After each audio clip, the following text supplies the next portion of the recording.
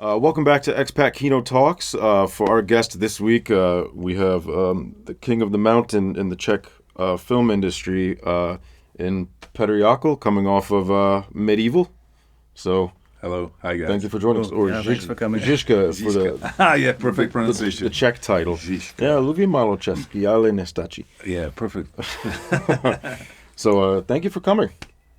We're very happy to have you. My pleasure. We told you a bit about the podcast before we started, to just kind of highlight the Czech scene. I feel like nobody was talking about it, at least in English. Nobody was talking about it. Yeah, we're happy to have you on. Yeah. I'm happy to be here. I just I think Czech filmmakers are very cool people, and if you open, just like like if you discuss with them possibilities, it can bring something new for the business, because it's very hard to go and shoot some international movie. It's really difficult. So I think if somebody wants to do something like that, it's great to talk about it and see what are the possibilities, how tough it is, what you should do and you shouldn't, and so on. Yeah, it seems like if you just know people here, you can call in favors and someone with a camera, and people just like to help out. Which is really cool. Yeah, it's I good. think they like to shoot. Yeah. There's a really good, quite strong community here. Uh-huh. But I think there's possibly a bit of a gap with the expats here and the locals. But I think there's a lot of opportunity to kind of like bridge that gap, in my opinion. Yeah, I think so. Just like always the hardest part is to find right people. Just like because I've experienced so many times that you go somewhere, to a festival, and many people talk like, yeah, let's do this, let's do that, and nothing happens. You never hear from them again. And that was like for the first time when I was in LA. It was 2003. After I shot Triple X here, I was invited for a premiere, and it was a lot of fun. And because it was a big hit, people were recognizing me and so on, and they were promising me everything. They're like, yeah, in the next movie here, you're gonna have a part. And I got home every night. I was like, oh my God, I'm gonna be fucking movie star. Like, and it's just like promises. Yeah. But that was fun, because I felt like, okay, this is cool, and I met so many people, and I didn't ask them to help me. And I think I met them also later on, and then it was the time when they were asking, okay, can we do this, that, and it started to build some relationship with which I'm still using now. Yeah. But it's just like to meet the right people is the most difficult part of it. But also I think like going through that in LA is a pretty good experience. I used to live there for a couple of years, and I was gonna say that sounds so much like LA.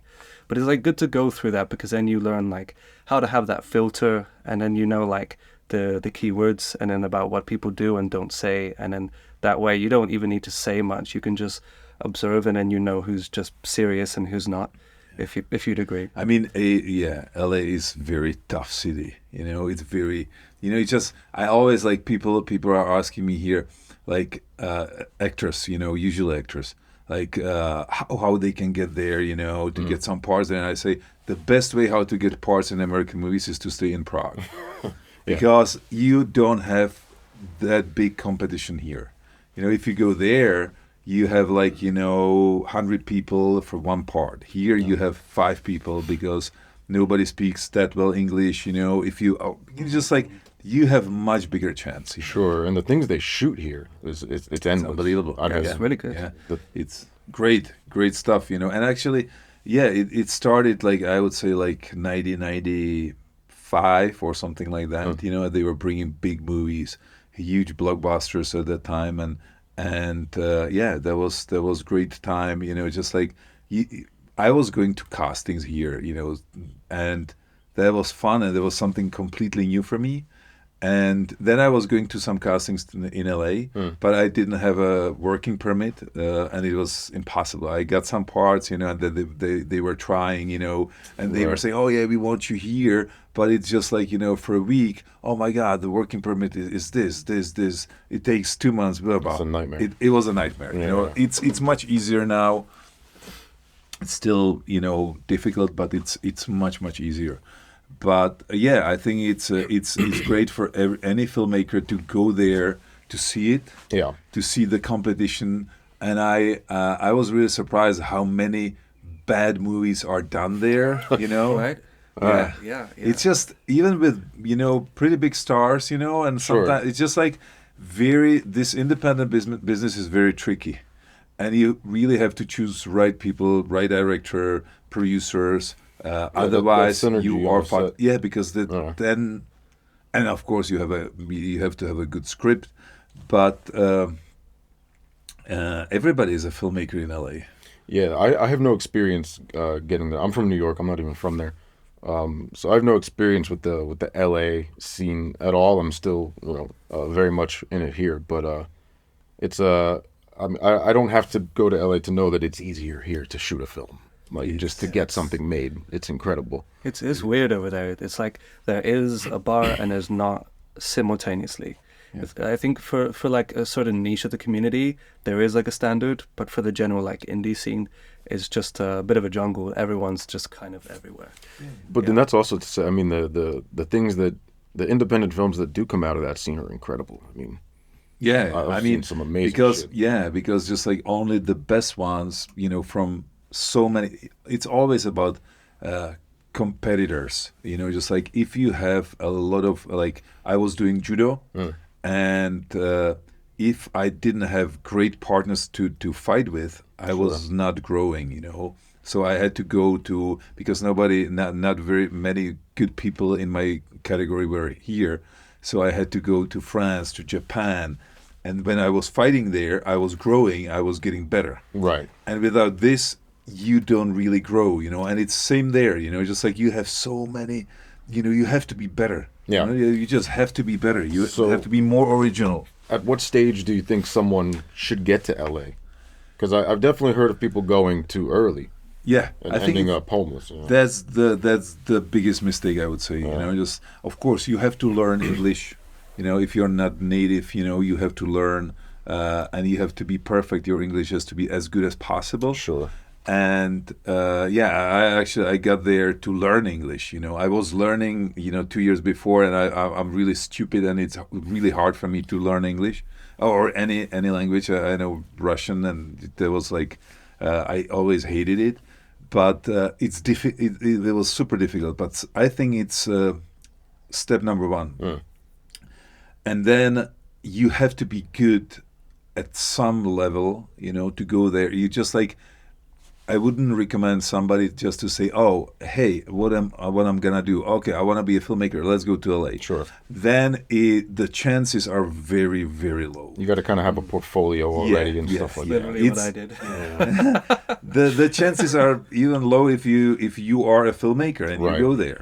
So usually it's not going to happen, to most of the people, but it doesn't mean that it's not gonna happen to you. Yeah. That's how I felt. I was like, it's gonna happen. It's just like this is what I want, and I'll do everything for it. And it's always, I think it's always about like what you are willing to do for that, what you are willing to sacrifice, what is your, just how organized you are, what you want to do, and that's the most important. You have to know what is the goal. Right. And once you made that switch from stunts and acting into filmmaking, you came back here and you did Krajinek. Yeah. Basically, there was I was in LA, and they got me a manager who was representing Dolph Lundgren, and they were saying, "Yeah, you are the same. You are just as tall, Bunch of big guys. one big guy." Gotcha. And I was like, "Okay, sure, cool, perfect. That'd be awesome." And they said, "Yeah, you have to live here. You have to be here." There were no online castings at that time, Sure. and that was different. Everything was phone calls. Yeah, everything. It was just like you had to be present, and you had to go there, talk to the directors and casting directors and so on. So and I didn't want to live there. I couldn't live there because I love Prague, Czech Republic, and I have family here. So I came back here because they offered me a part in a small Czech movie called Krysas the Pied Piper. And so it was like shot in 24 hours, and that was like on 35. It's in Guinness. Yeah, it's in Guinness book, you know. And so I just did it, and then I started to prepare a first movie, which we were producing, Kajinek, about the most famous Czech prisoner, and. Yeah, and I couldn't find a director, so I was like talking to everybody, and then one of my partners said, "Okay, Peter, don't you think that it would be better maybe if you tried?" And I said, "Yeah, I mean, I would love to, but that I never thought about it." And he said, "Yeah, I think how I heard you talking about all the details and everything, I think this is the way." How to do the movie, Sure, yeah. If you know what you want, I mean, if you wrote it and storyboarded it yourself or whatever, it seems like a natural fit. Yeah, and then it was a big challenge for me because I didn't study anything related to film. I was in Faculty of Physical Education in Prague, and so I was like, oh, sure. I mean. It's a great challenge, I talked to some people around. Yeah, that's what you said. How to do the right it. people. Yeah. You have to have right people around you, and that's why I hired, a really good, DOP, František Brabec, and I just wanted to have the best people possible around me, and then I was, doing basically I've been doing everything. In my life based on instincts. Whatever I feel, I do.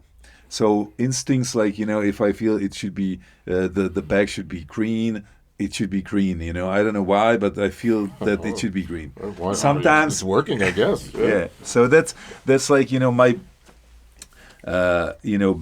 biggest advice to anybody, follow your instincts. Right. I really feel that's the most important, because many people will tell you around you, oh no, it should be like this, you cannot cross aces, you cannot do this. I was doing this all the time, and it was working at the end of the day, and they were saying, oh, this is cool. Oh yeah, that works. Yeah. And I didn't know anything about this, so I was learning during the shooting, and in every shooting I've been learning, this is cool. So I think instincts are the most important part of this if you want to be successful and if you want to be original. Because right now, when I'm looking for any, I read 4 scripts per week. Right. And before, there is 10 to 15 people reading the scripts to get them to me. So we get now they told me 2,000 submissions per year of the scripts, and from that I read those 4 scripts per week, and I look for original concepts. Sure. With anything what is original, because it's so much content that it's really hard to do stuff which are kind of it's hard to cast them, but yeah, I think it's original stuff. They have bigger chances to be made, and to be you to be recognized because of that work. I know you're quite a fan of thrillers and horrors. I love them. Because horror is timeless. You can't really go wrong with a horror, even if it's bad. People watch the shit out of it. Yeah. But the horror scene in Prague isn't too prominent. Czech people, it's just like the horror fans. There are some horror fans in Prague for sure. And when I was doing my second movie, which was Ghoul, I was oh my god, the biggest success, of horrors here was $40,000, per movie. Yeah. And I was like, oh my god, Ghoul's also now the highest grossing Czech film ever. The Czech horror film, sure. It's actually also just even American film didn't have this box office because they, you had that interesting mockumentary style. I wanted to make it at the time, ugly and and it worked. Oh shit! And that was quite different from the previous film, right? Yeah, it's quite a jump. Yeah, I mean, I love challenges, so I don't want to do the same stuff. So that's why, like, the first one was a thriller, the second one was a horror, the third one, in Žižka, was an epic, history drama, epic period piece. and now I'm directing a documentary about Mickey Rourke, which Really? is unbelievable. Why Completely. Mickey Rourke? Why? He is the most interesting person I've met in the film business. Huh, okay. I mean, he is like, he was, really, just one of the most famous, actors in Hollywood in Sure. the 90s, let's say 90s. Then he fell down to the complete bottom, nobody wanted to work with him. Just And then- and then he got again, and he was nominated Darren for an Oscar. Aronofsky smashed him for The Wrestler. Yes, and exactly. he fucking killed it. He killed it. He did Yeah, that was. amazing. He's amazing. So, and then again, Yeah. just down, because he did. What was it? The Iron Man. Iron Oh, Man yeah, he 2. was And Whiplash. yeah, Yeah, yeah. yeah. And he was like, saying that really great stuff about the studio. Whatever. He does this all the time. Sure. Just this roller coaster. Yeah, and he goes against all authorities. He just, that's his. So yeah, I mean, and that's a great challenge, and I love it right now, because also I can tell you, I don't like shooting, like, basically the actual production is a nightmare for me on every movie, and Yeah. here it was perfect because I got the footage, because I was producing it at first, Right. and we wanted to have some other director to direct it. But Mickey didn't want to meet him, and even it was really great director, but he didn't want to meet him and anything. And then he was saying, "Peter, you're gonna do it." I said, "No. I'm producing." And but because he's a fighter, and this documentary is supposed to be like, it's called The Last Fight. I changed it to Mickey versus Mickey, because Mickey fights himself. That's really just who he fights. That's a better title. And basically, he decided, because he was a professional boxer, and he had one fight when he was 64 in Russia. Yeah, he got in great shape. And now he's 72, and he decided to have one more. But he chose a 24-year Olympian to fight. So I was like, Jesus. "Oh my God, do What are you you wanna doing, Mickey?" die in a ring?" And yeah, so basically, he chose me because I'm also a fighter, Right. and I was, You went to the Olympics. Yes, Yeah. and that was like, that's what he admires more than actors or filmmakers. He Okay. just doesn't have that respect for them. Sure. He has respect for fighters. And then he saw Medieval, and he was like, "Oh my God, you have to do this." And it took me like 1 month saying like, "Okay, I have to watch everything and read about your life and so on." So I did it, and I was absolutely fascinated by that. It was like, "Oh my God, I want to do it." Really? Yeah, Okay. so I this spent. is shot already. This is done. It's shot. Yes, it's shot. Now it's we are finishing it basically. All right. But it's great. I love editing. That's my favorite part of Really? the process. I love writing, or just developing scripts. Sure. And then I'm not part of shooting. If I'm a director, I have to be part of shooting. But I would rather hire somebody to do it for me if I could. But that'd be very difficult. But on other movies which I'm producing, I just go to visit a set for a couple of days a week. Right. But usually I'm there just 2 hours. Well, And I say, "Good luck, guys. You wanna and, meet I them. trust you." you have quite a few things coming up. You're working. You have something in post production right now with one of my favorite actors, Christoph Waltz. You have Old Guy coming out. Yeah, also Lucy Liu. Yeah, Lucy also. Liu and Cooper Hoffman. Yeah. Philip Seymour Hoffman's son. Super cool. So seeing those two is quite exciting. But your list is pretty nuts after Žižka. You got First of all, your relationship with Michael Caine seems pretty rock solid. Peter Fonda, Christopher Plummer, William Hurt, Ed Harris, Sam Jackson, Al Pacino, Robert De Niro, Nicolas Cage. You have got quite a list of legends since Žižka. That was unbelievable because they offered me to produce after Žižka. I was talking to investors in LA and I was asking them if they, could help me with producing Medieval, and it was super difficult, of course. Yeah. Then when I found some, I started to prepare it, and nobody still believed that I can, just like bring this together and shoot it and get some stars. And So you had a lot of pessimism. so it was, a lot of, I mean, they didn't tell this to your face, Sure. but it's a just lack like of you action. you feel it, just like everybody was waiting, and but suddenly I had Michael Caine, and that was the biggest, twist, just like because he is really He's a legend. he's a legend, and Ben Foster's cool. and Ben Foster's Yeah. cool, then I get Til Schweiger, Matthew Good, Another. and those, Yeah. yeah. Til So, Schweiger. yeah, Til Schweiger is great. Inglorious we are- Bastards. Yeah, Hugo yeah. Stiglitz. Is, Absolutely. And he's super cool guy. They were telling me, oh my God, Til Schweiger, he's tough on the set. But we met and it clicked, and we are Yeah. really good friends. I'm producing his 2 movies now, he's directing. And I come to his, he stays at Mallorca, and we laugh like crazy. It's just like, he's super great guy. So I'll have to check out his stuff. I don't know. I no, haven't seen yeah, it. he just finished a movie with Guy Ritchie, and he plays Nazi. Like since the Inglourious Basterds, they say this is really a crazy part too. It's like funny. He's in a Guy Ritchie film. Yeah, Is it what's that new one? The Gentleman, Ungentlemanly Warfare. Yes. Oh, yeah.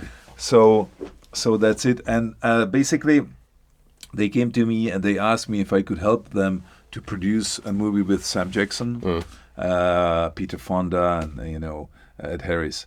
And basically, I said, oh, "What do you need?" And they said, "Yeah, they need some money, And I said, "Okay, how fast?" And they said, I mean, immediately would be perfect. And I said, "Okay, send the contracts and everything." And I spoke to some investors and they said, "Oh yeah, cool, let's do it." And they had money in a week, which was unbelievable. And they were like, "Okay, we've never experienced anything like this." That was so fast, so smooth, and because the producer of that was Mark Damon, who did a Never-Ending Story, for example. He's 86. Like really, the 1980, yes, Story. and the Never-Ending Story, and The Monster, and many movies. The Monster is so fucking cool. Yeah, that's cool. And so and he's a really cool guy. And I was finishing Medieval, and he watched it like 6 times. Then he went to a premiere, and he really loved it. He called me like, "Peter, send me a link. I want to watch it." I said, "Are you crazy?" And he was spreading good word about me in Hollywood, Right. and because he's Oh, so that's well fucking respected, that was really cool. And then I had some other friends, like Rob Cohen, who directed, the Fast and the Furious, Triple X, and so on, and they were also selling, good stuff about me.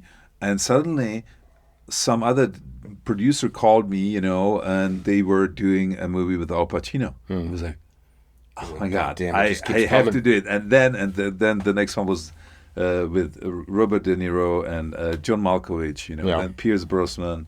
And I was like, oh my God, Yeah, this you're is like, swimming in yeah, fucking that was, legends. for me, still, it's absolutely unbelievable. But now it's more normal, which is crazy because Okay. before it was insane and I couldn't believe it that it's happening. Right now, I've got 6 movies being finished, like with Mel Gibson starring Mel Gibson directing, which and is Mark like, Wahlberg he's as well. great. And Mark Wahlberg is in it, and with Anthony Hopkins, which I admire a lot, and he's a great guy. And I was hired for a movie which was shot in Prague called Bad Company, Yeah. and and that was like, for me it was a dream. Yeah. And he remembered me, because I just came back from the Olympic Games from Sydney, and he was asking me at that time, like, yeah, how was it? And my English was so bad that I was like, yeah, good.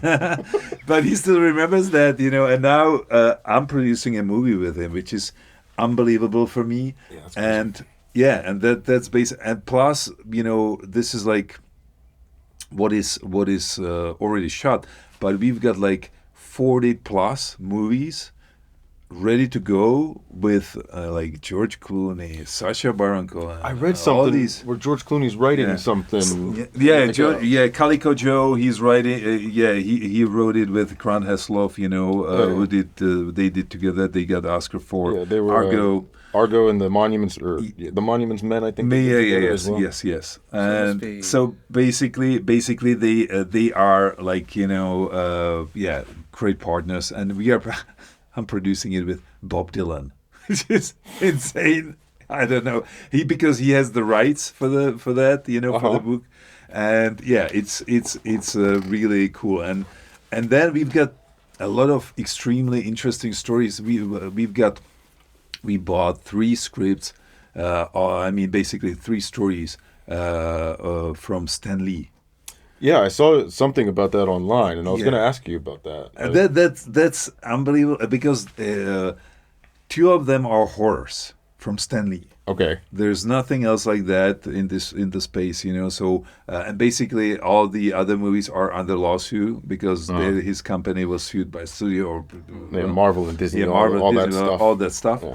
But these 2 and the other one is a one is sci-fi horror thriller called Carnival of Killers, which Sounds we fun. are producing. Actually, all of the 3 we are producing with Timur Bekmambetov, who is the director of Wanted, for example. It was shot with Angelina Jolie Yeah, in Prague. James McAvoy. Yeah. That was in So Prague.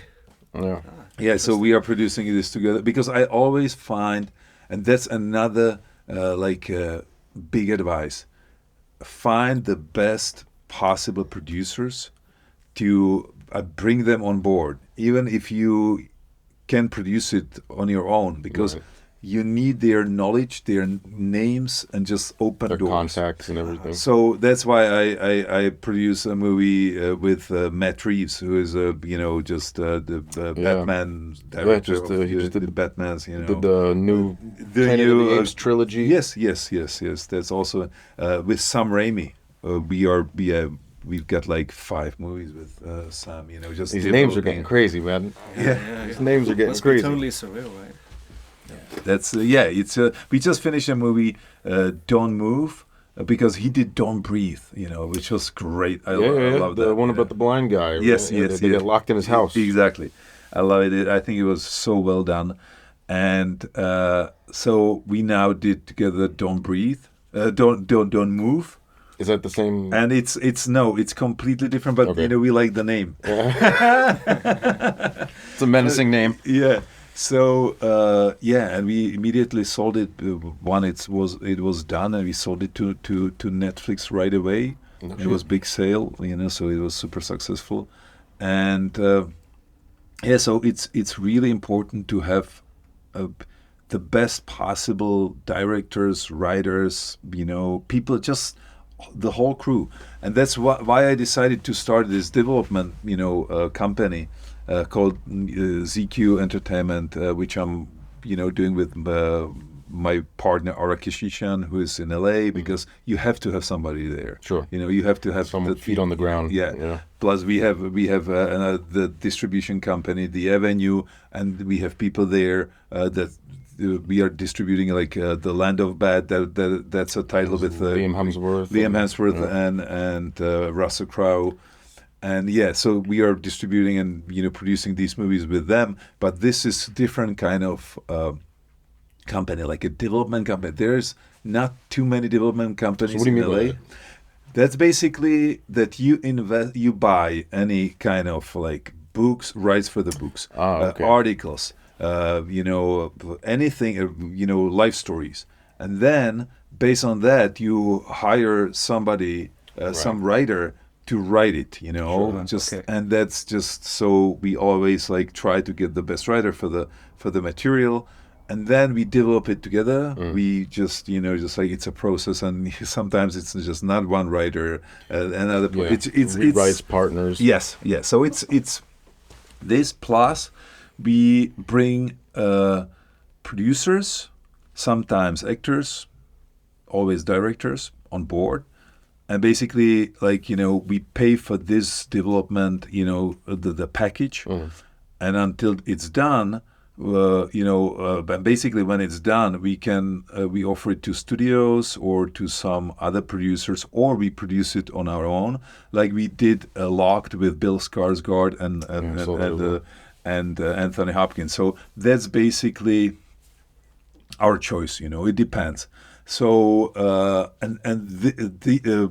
all these like this development we are doing for high-end movies, whatever trying to do it for studios or for bigger movies, bigger budget movies. But we also have some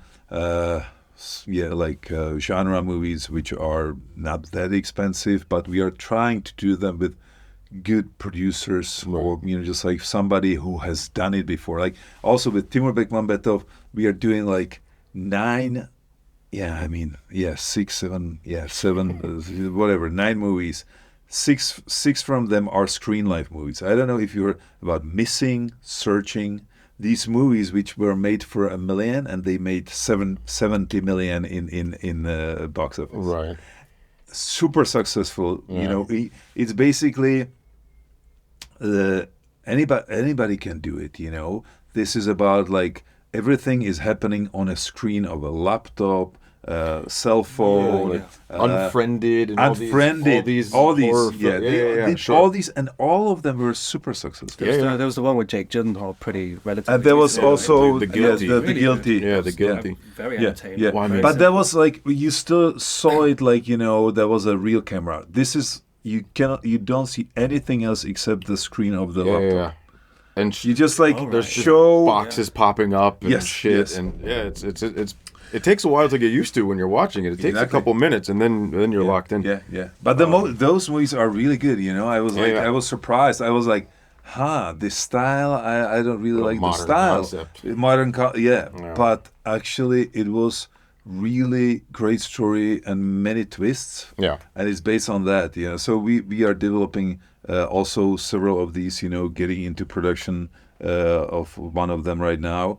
And that's a great, business. That's also like amazing business. Even like Paranormal Activity kicked that door open. They made that for like $1,000. Yes. Or something. And And it's they used fucking 50 webcams. whatever.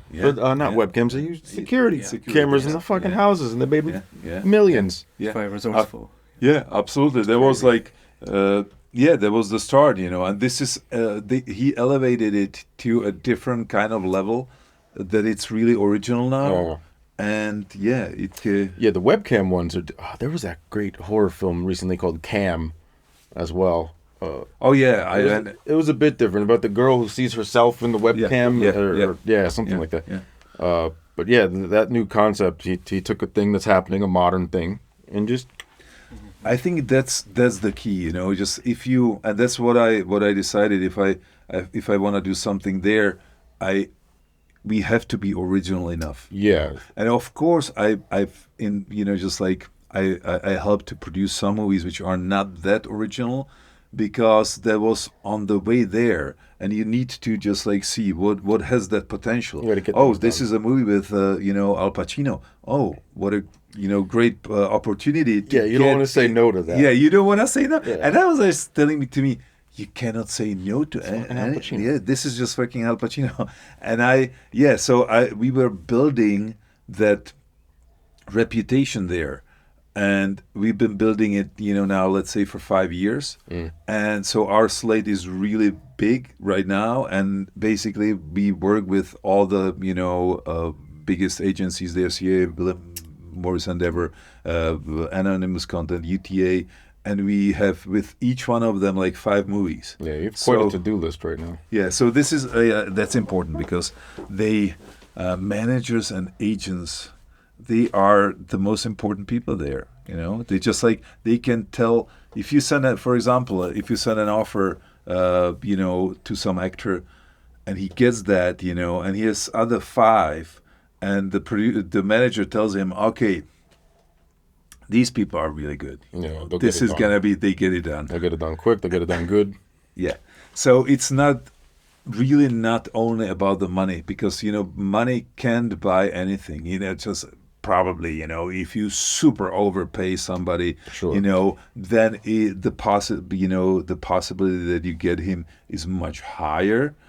But you cannot. Then it doesn't make sense for the business. You know, it's just it's impossible. So that's what I've learned when I was doing medieval and I was going through this process. I realized that the most difficult part of the whole process is getting the stars. You know, Sure. It's absolutely the worst nightmare, and it's still the most difficult part on all our projects. So do because- you approach? Yeah, basically, yeah, and yeah, the process is different. Sometimes, like, you know, if we have some people who worked with some actors already, you know, Right, and just they just go friends to of them friends? and say friends of friends, Oh. and that's the best way how to get them. Right. That's usually how we get them. But if we go the way which is like, you know, just going to somebody and nobody knows them, then the chances are very low. Or them even seeing the emails, probably. No, they don't. Yeah, I mean, luckily, what we have right now, we are working with people who everybody knows there. You Right. know, so if somebody, you know, like that calls you, you give him a chance. You know, Yeah. so maybe it's not the best fit for the actor. So he says, "Oh yeah, I'm sorry, I just like don't feel to do that," but at least you get a chance Right. to for him to read it, because what I've realized, you know, many actors didn't even get my offers for medieval, and I then and later on I worked with them, Yeah. and I was like asking, yeah, I know it's pity that it didn't happen. I said, what? And I said, yeah, I was just like, you didn't. I said, no, I never got it. I was like, oh my. Wait, can you tell us who else? Yeah, I know. Who I else mean, was there? It's illegal for agents not to give them the offers. Really? So yeah, it would be Okay. just like basically you can go after that, which is impossible. You don't want to do it because nobody would want to work with you anymore there. Yeah, that's so you have to be respectful, even if some actor has some clause in his contract and says, yeah, he's going to be promoting the film, and then he says, no, I cannot. You cannot go after these. You know, Yeah. I'm talking about the biggest names sure. there. And you don't know. want to do that. Yeah, you don't want to do that. You know, you just want to explain them. Hey, could you do this? Or, yeah. So And it's, when you're working with the celebrities, obviously some of them you said you had quite a good relationship with, but in general, do you feel like you're kind of like tiptoeing to respect them in certain those ways, guys. or like how is it like generally for you?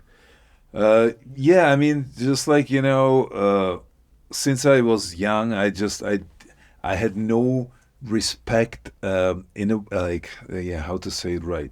Basically, I behave to everybody the same. So even if they are superstars or they are just, you know, homeless, if I say, I kind of like have same kind of jokes. That's nice, though. Yeah. And they, you know, and it worked because, you know, it's just like, yeah, whatever, just like, you know. I'm sure they want to be treated like people, too. Yeah, and that's exactly. And I think just that was the same with the investors. That's same with everybody. When you treat somebody differently and they go like, okay, then they kind of remember you, and they, yeah, I think just they liked it, you know. Yeah. There was like something, yeah, normal. Something casual. Yeah, something casual, and I think that's why I built these strong relationships on the way, because I was just let's go party. Right. And I didn't care about business. Even those people were super famous, and we were, you know, when we were hanging out with actors back then here, you know, we were going out. I never asked him, could you help me? Never, ever. And it was always, it happened, you know, at some point they asked me, you know, I want to help you. Right. I was like, yeah, so, yeah, why not? And it's just like, what do you want to do? So that was like, they always offered it to me. And that was really nice that I didn't have to beg. And that's because I didn't feel I should do it. I felt like, oh my God, just like that would be so embarrassing. Like that that they might think that I feel that I could be a star or I could do this. It's just like, oh my God. Sure. And you got to wonder how many people ask them all that shit anyway. Exactly. They get it every day, I'm sure. Exactly. So you don't want to go there. And it's just like, that's another advice, just like, if you can, just have fun and try to not bring work all the time, just like to discuss it immediately, like, because it's annoying for people who are, on that level, because it just, you want to chill, right? Yeah, they want to have fun, and they, of course, if you become a friend with somebody like that, they will help you, at some point, if you ask them, or you'll pop into their mind. If there's a situation, they'll go, oh shit. Yeah. You have to do a quality work or something what they like. Number one, just they are not going to help you if they feel it's not right. But I think that's the most important part, of this. And I became friends with some of these people from the business, which helped me, of course. And that's I think it's all about relationship. I know it's really all about relationships. Yeah, you can be super talented, and if you don't have right friends and people who can help you, it's really hard to make it. That's a pretty common theme we talk about with our guests, is the power of networking. I mean, it's super important to do, and some people absolutely hate it, but it's just something you got to do, I think. Well, building those strong relationships. Yeah. Strong bonds. Yeah, I hate social networks and everything, and I don't know how to do it, and because it's just like, feels like, oh my God, I just like, I'm more like somebody who wants to be with somebody in a room. If I'm with somebody in a room, I can see how he behaves. Oh, I mean networking, what I can like do. The events yeah. So that's basically right now. It's big part of it is online. It is, and I'm doing my business, basically only because of online. I couldn't do it if I was here and everything would be there, because my basically whole 99% of my business is in LA, and because of of Zooms and these video calls, it's so it feels like I'm there. I have every evening, I'm talking to this director, that writer, this producer. We are working on we are editing online. We are doing music. Everything is online. Attach notes to the scripts and that's stuff. That's what we do. And I think that's like super helpful for me, and I love it because I don't like to travel to meetings. So this is really cool. Well, especially if you got to go to LA. Especially if you got to go to LA. Yeah, and it's and I still have some part of my business here, and I like to do some movies here, and I just felt that bringing these movies here didn't feel good because I would have to take care of it much more. I just left it there. We were shooting in Puerto Rico, Dominican Republic, U.S., Australia, just all over the world. Jesus. And it was fun for me to just go there for a week to have fun, because I was like a visitor. So I didn't bring the movies here yet, but I'm thinking about it, but what I'm doing, I'm developing a video game because that's another challenge, for medieval, and we are almost done. Video game out of medieval? Yeah. Oh no shit. And that's gonna be just because basically medieval was a project which helped me to get to LA, to the Hollywood basically. And also what I wanted to do, I wanted to try how it works, how it feels if it would be like to do it as a studio. So the merchandising, So we did a book, a big book about everything. We did a table game, which was all of this was developed for 2 years. It was not a book just like this, it was really long development. This video game it's been developed for 4 years, and it costs a lot of money and everything, and it should be basically we are recutting movie from POV of the main character of Žižka. Okay. So you're not gonna see him, you see everything like that. And I was when I was shooting, I was also thinking about just like, because I always wanted to do a video game, but I didn't know if I can find somebody who could do it. But I was thinking, oh, this could be used like that, so let's shoot this. And now I'm using it. So you were thinking that I was thinking during about it. production? Yes. Shit. But I couldn't. I was like, I was a writer, producer, and director of that movie, which was, it was. You were stretched pretty so, thin. Oh my God, it was so difficult for me that I couldn't think about too many things about anything else. But I still had this in mind, that this could be good. But I was not focusing to shoot something for a video game because that would I didn't have enough time for that. I had so much stuff to so many things to do. So, but right now we are basically using this, instead of animation in the video game. Plus we have some animations there, and it's basically you gonna get into the movie, and then suddenly you can play the movie, which is, I think it's cool, like, and you see, and you can go and discover why is this happening in the movie, because of course the story in the game could be bigger, and it's just like whatever, 11, 10 hours, 9 hours. So you can explain more stuff, or just explain something else what was not in the movie.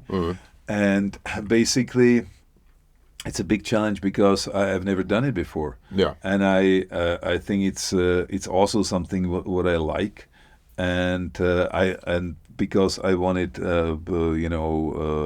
video games, I started with actually a different one for cell phones. So we've got another completely different game for cell phones, which is also now being finished. And it's a strategy. It's like Pokemon Go, kind of, just like. But you are not hunting Pokemons, but mercenaries, hiring them, and it's like geolocation. Yeah. Okay. I think, geolocation. And you're finding mercenaries. And you're finding mercenaries. You can go to a church. You can go to a pub. And you actually can walk, and you get into the pub. You see it. It's like a medieval city, medieval world, Wow. which is very cool. And I think those guys who are developing the game did really good work, and right now we are gonna be starting it. So it's That sounds fun. yeah. I'm a sucker for the medieval. I love the medieval time period. I think it's just it's so much fun. I did have a question. Cutting about, heads and so on. That's so much fun. cutting heads and big wooden beer mugs and shit like that. I had a question about the. I think the Czech history is cool because it's like kind of a mystery to people. Like there's a lot of stories, but there's also not much concrete like documentation.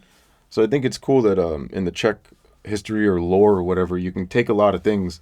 Like for Žižka, I'm sure you had to develop a lot because there's so little documentation on it. Yeah, absolutely, and that's fun. That's good because just like if you know every detail about the story, it's also good. But Sure, sometimes you but try then it's to limiting a little bit. then it's limiting. Yeah, if you have a little bit of that creative freedom. Yeah, and that was great here. Because I was like, okay, let's do it.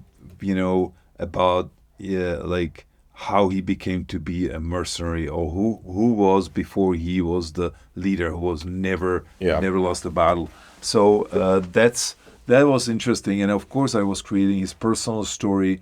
I wanted to have that feeling from that period. Right. It's just like, And that how you absolutely people felt. nailed that. I think like the sets and everything were just great.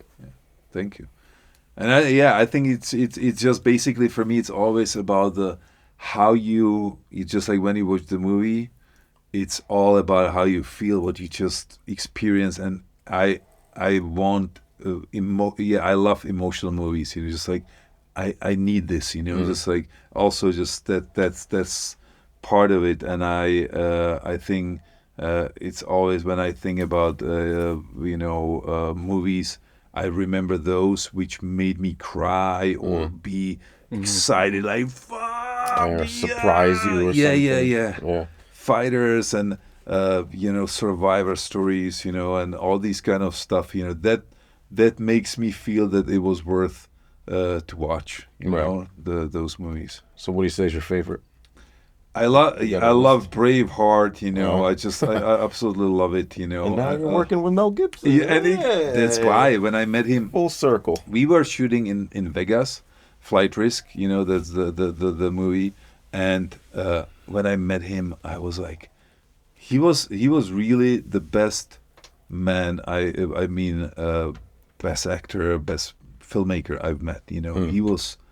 His energy is unbelievable, and it wasn't disappointing for me. I was a little bit scared because you read a lot of stuff, what was happening, drinking, blah blah blah, and how he has an history. He has a history, but he was not drinking and anything. He's sober now, and he was such a nice person, and it just clicked. We were discussing everything. And I'd like to do more stuff with him. And it's just like sometimes it clicks and you immediately on the same, just like, you can discuss with that person anything you want.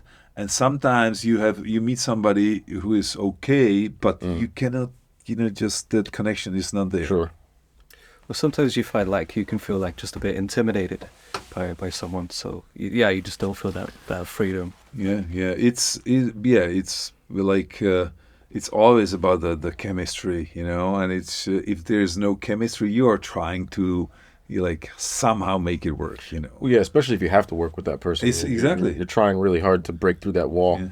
Yeah. But I imagine that can be tricky too. And meeting so many people, you have to really experiment with. That's right now the most challenging part of it is that if you have like 40 movies and you wanna keep, it's just like you have to choose the ones you like the most or the ones where you feel you can bring something to it, like make the script better, bring somebody on board who can help. And that's why I'm just jumping from one to another. And I, of course, on some of them, I spend more time than on the others. So, and it's always like, oh my God, I'd love to be there. I'd love to work with this person, but I don't have time for that. Just like I have to focus on this. So sometimes it's just like, even like, we were shooting with Russell Crowe in Australia. I love Australia. And it was like, okay, I gotta go there. But I was promoting Medieval. I was finishing another movie, and I was like, guys, I'm sorry. I just can't go there. Yeah. My family is still and always will be number one. Yeah. So I have to choose. And they're here, right? And they are here. Yeah. So I spend. I've got two daughters. One is 16. The other one is 13. And I spend all my time with them, just like because nice. I have much more time than before with this and all these movies because they are there. Right. And just like if I don't want to be involved, I mostly don't need to be. Yeah, you can step back. I can step back a little bit and just nice. do it. So that's nice feeling. So if I don't call people, usually nobody calls me. It's just like I go like, oh my God, cool. It's been a whole day. Cool. Yeah, and that's a cool feeling. It's a pretty rewarding place to be, right? Yeah, and some people cannot have holidays because everybody is calling them all the time. They want something from them, So it's more difficult. For me, it's not difficult. It's just like, and that's it. Or somebody feels like that I'm I don't want to be bothered by phone calls. I don't know. But it's cool, and it's, of course, I always respect, if I choose somebody to work with, I respect him, and I believe him. And you have to believe your director, you have to believe your producers, you have to believe them. Otherwise, what's the point why you're working with them? It's just like, you have to trust their work. And of course, if you don't like something, or you feel that this should be different, I'm trying to explain it to them. Why, and have the discussion, And usually after the discussion, they go, "Oh yeah, okay, I see it get now. it, yeah. I see it now. I see it now." Well, that goes because back- they are involved too much sometimes, and they don't see stuff. Ah, okay. And if you watch something bad 100 times, then you feel it's not that bad. I kind of like it. You convince But yourself. but then somebody comes from outside and tells you, "Oh my God," and you go, "Oh, okay." You're like, I was probably All right, right when fine. I watched it for the first time. It's great to get fresh eyes on things. No, fresh eyes are great. So I'm trying to support their visions as much as possible, and of course sometimes it's difficult if something is not going right, and it's not happening the way which was agreed and everything. Then it's tough, and you have to be tough also. you It's gotta the make hard hardest part. decisions. Yeah. And as a producer, how often do you still get involved with the creative? Are you still got your fingers in there? Yeah, that's my part. I always get creative on everything what I do, because I don't want to produce something just to produce it. It's not Okay. the thing. I did it when I got there. I was not involved in creative stuff that much. In the beginning, just like the first movies. Right.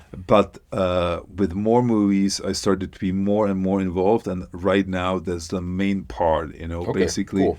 that's something what I do, and of course I bring part of the money, or just like some elements or anything like that. But that's what I like the most. Just like be creative in editing. During the development scripts. And that's something what I really like. That's cool. So which of these upcoming ones are you most excited about? I'm curious. Yeah, I'm the most excited. I'm about the Mickey Rourke documentary, Yeah, because it sounds like that's it. my baby, and that's just like, it's always like, that if you are a director of something, it becomes to be more personal. As a producer, it's still personal, but it's just like there are more people, like Yeah. a director, you go just like. They go, if it's great, yeah, okay, good. If it's bad, yeah, So it's kind of difficult, situation, and it's great, I love responsibility, because I think, people should be responsible for what they do. If they are not, they don't do it for 100%. And I think I always try to make people responsible for stuff in a good way, but also in the bad way. And and I think it's that's basically something what I think helps the process. Just to be on board together. Yeah, well, that goes back to having the right crew that you trust, that you have a director where you don't need, you don't need eyes on them all the Also, time. yeah. You have to, you just the best is if, and I have several people like that, and Sam Raimi is, for example, one of them. When we discuss and brainstorm something, I say just half of it and he finishes it, or he says, and that's the best. We are thinking the same. When you are on the same wave, then it's basically the thing. And of course, sometimes, they say this, and you go, that's great, and immediately Start snowballing ideas. Yes, because people cannot be afraid, scared to tell something, even if it's stupid. It can bring something great. Yeah, sure. You go like, maybe not, but because of that, you get an idea. Well, one of my favorite writing techniques is if you ever get stuck, the Coens talked about this, the Coen brothers, just write a list of the most insane shit that can happen after a scene if you're stuck. And then naturally you'll start to rein yourself in and be like, okay, well, I'm down here at the world blows up. But the natural idea is there somewhere in that list. Yeah. And I always think that's a fun thing to do if you ever get a little stuck somewhere. Yeah, that's cool. I'll try it because, I write a lot and I write, treatments. I create stories. And then if I get stuck, it just, sometimes how it is. It goes like this and you write like, blah, blah, blah, blah. And sometimes you go, oh fuck. Sometimes you're writing and then you're like, fuck, my act 2 is only 20 pages. Yeah. Then it's better to go out and drink or, play tennis, whatever, not to write. Because it just, you have to be in that mood. Yeah, you got to for writing or, some creative stuff. You have to be in that mood, It's just like you cannot push yourself to be in the mood, You just. Sometimes I found like some of the best ideas have came from like just being in the shower or just like walking to the shop, even just like just a non-pressuring activity, and I just like your ideas sometimes just flow. Yeah, absolutely. What I realized, I was watching some film in a theater, and I got some idea because what I was watching, and then I was watching, but I was creating the whole story in my head, and then we finished the movie, ended, and I was like, just like, I have a great story, and they were like, how did you like the film? I said, yeah. Well, what film? I mean, yeah. But I was all time thinking about a new thing, which was great, So yeah, I went to my fiance's hometown in Klatovy, and I had an idea there when I went to Rabi, and the whole train ride back, it was 3 hours. I was just face deep in my notebook, and then I was in Prague, and the whole thing just kind of, you get that vomit draft, where the whole story just pops out at once, and you're like, God damn, that felt good. Yeah, I mean, since I was a boy, I daydream, and I do it all the time, and especially when I'm driving somewhere, it doesn't feel safe, but I kind of like, I always have these dreams. They were usually related to my to sport, to judo, because I was forced to finish my career after the Olympic Games when I was 26. I actually was 27 at that time, and it's supposed to be the best time of my career, and I had broken vertebra, 2 dislocated discs. They told me I'm gonna end up on a wheelchair, and it happened to me like 9 months before the Olympic Games, and they said you have to quit immediately, and I just like I couldn't, I decided to not quit and risk, the wheelchair and everything, and I was going from a hospital where I had infusions and so on, and I went to competition and then back to the hospital. I couldn't train, then after several months I could train a little bit, but I still couldn't do most of the stuff. 70% of the training I couldn't do. And then I went to the, competitions.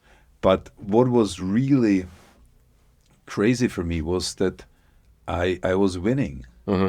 And my brain was I was unbeatable here. Yeah. And I was like, I'm gonna get to the Olympic Games because that's my dream. I have to nominate. It was just 8 people from Europe, and it was really tough. And I was like, I have to get there. And because of that, I started to see everything what I couldn't see before. And just like if you see it in the movies and the movement slows down, I was really seeing that when I was that fighting. scene in Sherlock Holmes with this cool slowdown stuff. And I was like holding him, and I knew like if I do this, what's gonna happen. That it was unbelievable, and that was because, and I was the power of will to get there and to do it was so strong. So I really know, and I was beating people who I never went with before, So that was like I know what you can do with this. And that's what I learned from that. And when I was daydreaming, it was about winning the Olympic Games, and all this, I just like, and I was so energized by that, after every, time when I was dreaming about it, I was like, wow.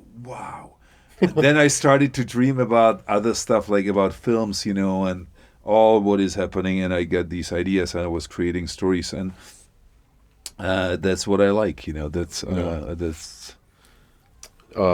Quirky question. Do you still count your age backwards? I read about that. You mean like count? Yeah, you said in one article somewhere, at 21 years old, you and your friends started subtracting. Oh yeah, their age. This, absolutely. That I'd be -5 or whatever. Yeah, I mean, that was like 21 because we play here a game, cards called an eye, and it's 21. 21 is the eye. Just like you win if you have 21. It's like a poker kind of. I mean, it's not a poker. It's just like it's special chick game. Yeah, okay. I would say, and it's 21. We were playing it all the time, and then just 21 became this, like, I don't know, age when we were like symbolic number for you guys. and then we started just like to count back, and then but I still, I'm 50, which is unbelievable for me. I don't know how it happened. And it's just like, pah. Yeah. And it's actually what people were telling me before, after 40, it starts to go faster. And after 50, it's even faster. And just like, I'm 50, I'm going to be 51 at the end of this year. But it's going much faster. Come on. This Second is like life. unbelievable. And how do you feel now at 50 versus the younger years, just like generally? Like when I was younger, you mean comparing to my younger age, or Yeah, like right now, like how do you feel like mentally being 50 versus Yeah, before? I mean, I think just like when I was younger, I did judo. I was a stuntman. I was risking everything all the time, and I loved it. I loved that adrenaline and everything. And I was just this guy who just like didn't care about anything. I just was trying to enjoy everything for 100%. It worked. And it was it basically it worked for me, and I was lucky that I didn't kill myself, in many cases, whatever.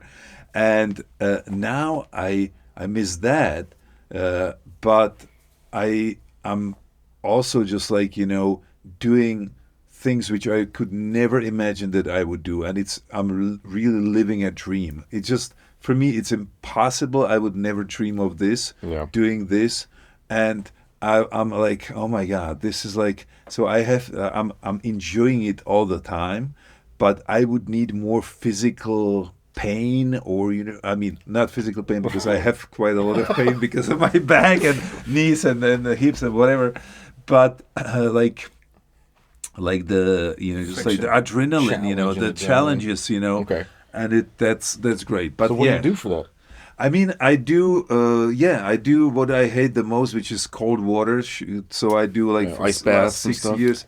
6 years I do said every hate it. morning cold showers or cold, just like ice baths swimming. and shit. Yeah, so they're that great, they're because I hate it, and now I love it. I'm addicted to it. I was never I was never sick since that.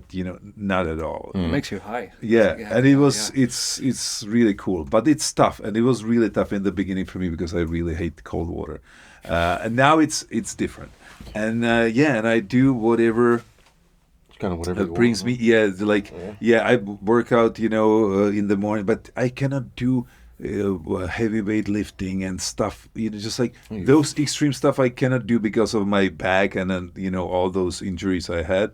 Sure. So they are knocking on the door right now, and every morning like this so but it's I'm still I'm writing a lot, that's kind of brings me what I cannot do. I give to my characters, and I do that. Just I enjoy it with them, and I watch a lot of I watch movies like that. I love movies like Rocky, or like sports movies, and I'd like to do some sports movies, but they are very difficult because what you like experience in sport, it's hard to bring to the screen, for viewers. It's just like. Rocky is one of great examples where the story was so interesting, and but it's that's something what I really like. I like sport, Well, I heard, are you still interested? I read that you were toying with the idea of a biographical something. Biographical of who? You? Me? No. No. Yeah, I mean, just like when I thought about my life, I've got really two lives. One was the sports life, and I ended it there. When I was 27, and then I started completely new life, with the was the film life, you know. So I'm living this second life, and I was thinking about just like, you know, what I've been through. It's unbelievable. Many things are really unbelievable, Yeah. and what was happening to me, and in many ways. So it might be interesting, but I would feel really strange to do something about myself. Like, you know, this yeah. It's Do you just, feel? Do you think it'd feel like a bit pretentious or something? yeah, I mean, yeah, it's tough, you know, just these kind of things. I pushed my father to write a book about histories, because he is a Czech legend, you know, a stuntman. You know, he started the stunt team, you know, in the Czech read quite a Republic bit about him, back yeah. then, you know, just whatever 60 years ago. And then he's a Czech, you know, legend in judo, because he was the first Czech Olympian in 1972 in Munich. And he's a great man. He's so funny and everything. So I forced him with my sister to write a book about the stories he experienced, just like whatever it was. And it's so funny. And my sister wrote it with him, helped him. And that was absolutely good. Why I'm telling this, because I told him, okay, I'm gonna either do a documentary about you, or you're gonna write a book. Pick one. Fuck, nobody wants to watch this. Nobody would. I said, okay, I'm gonna write the book. It's because he still doesn't feel, you know, that there should be a documentary. He's 83 right now, and he's in great shape. He got the prize of fair play from Czech Olympic, you know, committee. So he is this kind of guy where you would say, okay, he should, you know, we should do a documentary about it. Yeah. But he doesn't want it. He's like, nah. No, he doesn't want it. He's like, I'll write the book. Yeah, and Leave me so I alone. do. Yeah, so because he had a lot of fun, and when you write something like this, your memories come back, you know, and Yeah, you go, sure. yeah, this. He's reliving all sorts of Yeah, stuff. yeah. So that was fun. That's cool.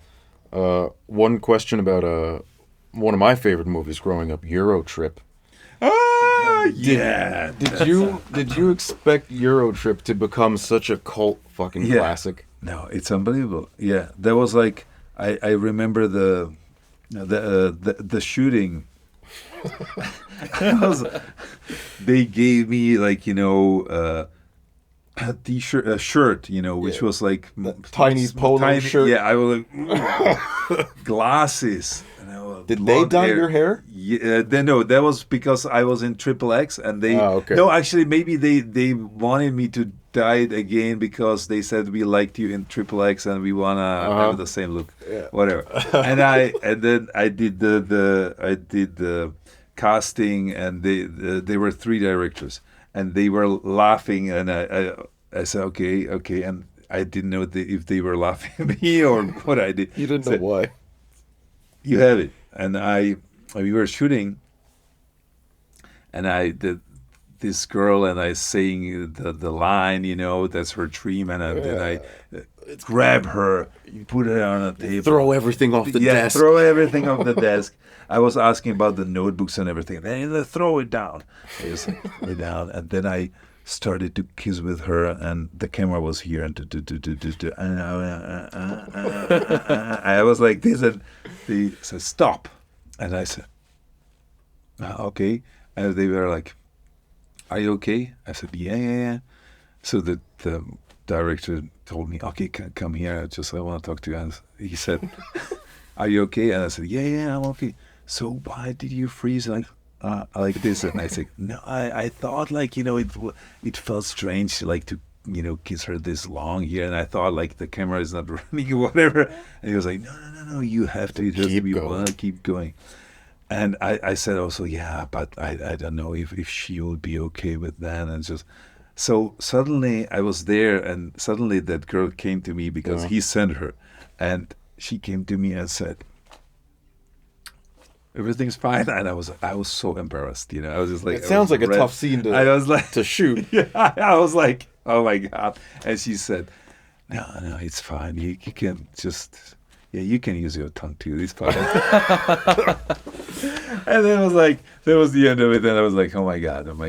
So that was cool. That was great. You know, I enjoyed the movie too a lot. You know, actually. Oh, it's a fun movie. Yeah, It's even to rewatch it. It's still fun. I rewatched it like a year ago, and I was like, same. oh my god, this like the best part of it is when they get to Slovakia and they describe it like Chernobyl, Bratislava. like Bratislava, like Chernobyl. The fucking nothing is the there. dog has a human hand. Yeah. I love the scene. Oh my god, I was laughing like crazy. It was cool. I like the scene on a train. That's pretty funny. With Fred Armisen. Yeah, Fred Armisen with the shoulder rubbing. I just love how like silly and fun the movie is. It's quite refreshing just to rewatch it. Yeah, again. Yeah, and it became a cult classic. Yeah, and I don't think it was successful at that time. It wasn't. No, it wasn't, right? Yeah, but it's great. It's like I told my brother because me and him we loved Eurotrip growing up. I was like, Patrick, guess who's coming on the podcast? He was like, who? I'm like, Mika from Eurotrip. He was like, get the fuck out. Oh, that's cool. Yeah, that was a really fun one. Yeah, that was great. You know, many we had many stories like this. Not exactly like this, but where we were shooting Triple X, and before we did Jean of Arc with Luc Besson. You know, directing Luc Besson. And Fifth Element. that was great. You know, and that was actually the first guy who actually discovered me, if I say discovered. Really? But he told me I believe in you, and it happened like I was a stuntman there, and he was running in a battle, and I had some fight with some guy, and I grabbed him.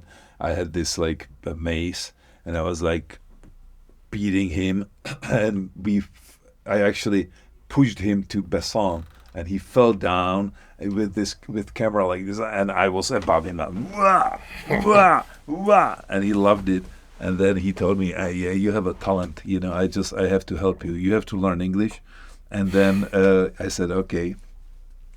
And then he called me after the shooting. He called me home, and there was a landline, no cell phone. I mean, and it was 1998, and he said, hello, it's Luc here. And I said, Luc Besson. Okay, who is it? In Czech. Yeah. And he was like, yeah, it's me. And I was like, come on, it's bullshit, you know. And I thought like, who's fucking with me? And I was like, I knew that all the stuntmen were making fun of me because basically he said, yeah, Besson will take you there, just like you become a star, and all this was fun. And I was just Mila Jovovich was his wife at the time, and I spoke also to her because I spoke Russian and she was Ukrainian, you know, so she spoke, so we had a couple of words, and they were like, yeah, you're gonna be like whole family going there. And I was like, come on. So I knew that it was a joke, but then I hang up. And you hung up? Yeah. And I was like, and he was suddenly again ringing, and I was like, okay, so who was it? And there was a chick voice, a translator said, are you fucking out of your mind? I have Besson next to me. And he was like, she was like, I was like, no, come on. I said, no, he's sitting here. He's really pissed now. I said, what?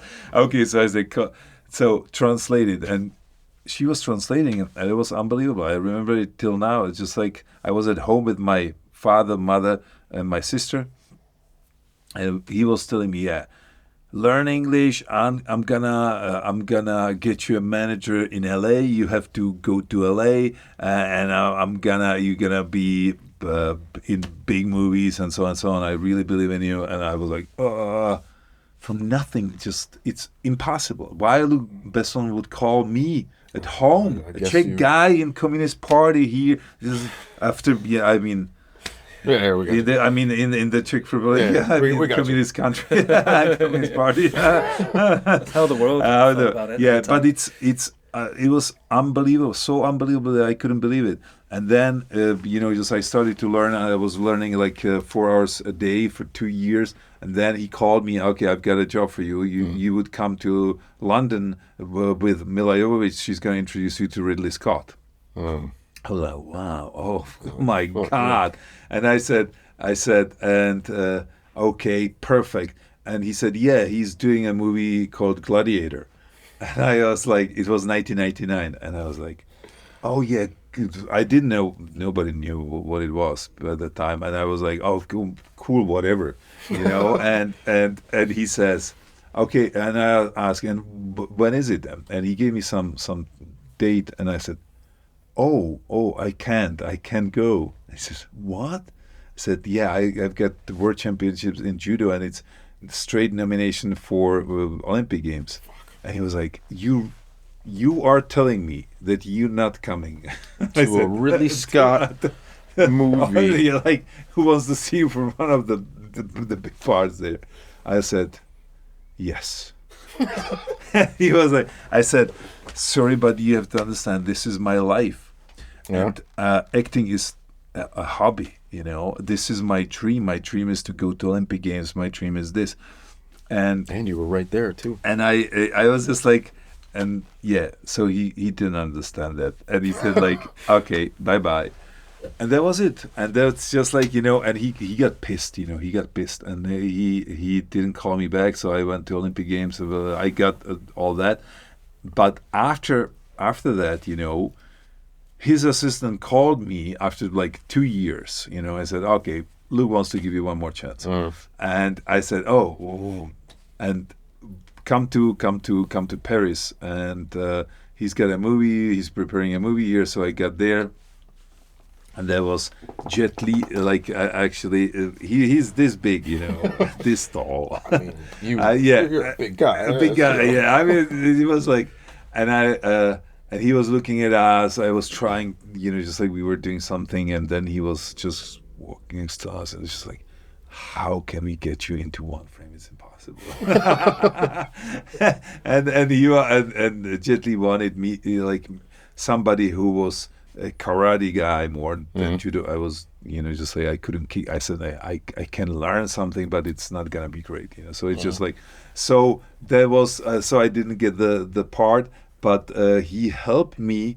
He motivated me, and because he motivated me, I got the part in Triple X. I got the part in, you know, all the other movies, and I became friends with Rob Cohen, the director of, and that was the the snowball. Yeah, that was the snowball, and this was like what was happening. And you're in Alien versus Predator as well. Yeah, that was fun because it was right after these movies when I got pretty recognizable parts, and I was like saying, okay, I was doing something else, and I was saying, I want it only if I'm gonna be seen and if it's good part, and so on. I said, yeah, sure. Look at it. It's 22 shooting days. I said, fuck, 22 shooting is great. But I said, like, you know, there's one blind or something like that. I said, okay, but they said like, you're gonna be seen. You're gonna be in the, you know. I said, oh, yeah, I don't care. That's fine. But then 22 shooting days, like, you know, just like you. I'm there for like whatever, a couple, you know, like a minute, two, whatever, or you know, just like in a crowd, you know. And I was pissed because I didn't want to do this, you know. I didn't want to do that kind of work, you know. I wanted to more act, you know, or be, sure, you know. So that there was something what was not that great, but. Still great to be in, you know, some, you know, this kind of really movie. Cool. I you know. loved that movie. Yeah, still pretty cool. Yeah. Yeah. Well, I don't know how much time we have left, but you got anything you want to wrap up with? Any advice for the young filmmakers in Prague, or? Yeah, I think basically the biggest advice is have your dreams. Have your dreams, because many people around you will be telling you this is not possible. You know, that's you know, that's normal. And I was told that it's not possible by too many people, so many people. And if you also, you know, I used to be a stuntman and judo guy.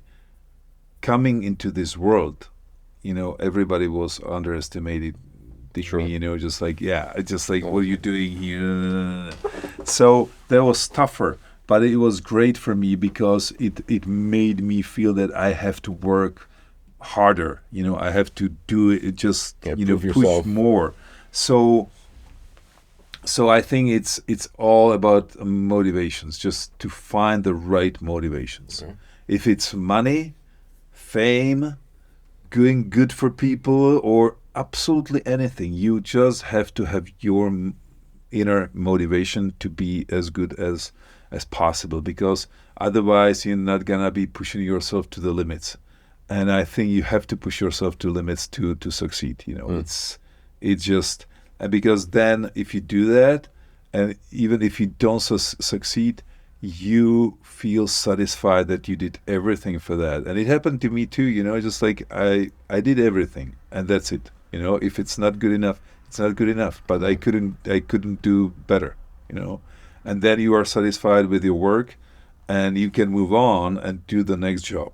If you don't give everything to the project, or to something, and you move on, then for me, I would feel like, it's going to happen again and again, and it becomes to be normal that you don't do everything for what you want to do, and then you're going to fail at some point. Right. So I always just like I always focus on whatever I do to make it just like 100%, because and I'm not leaving projects.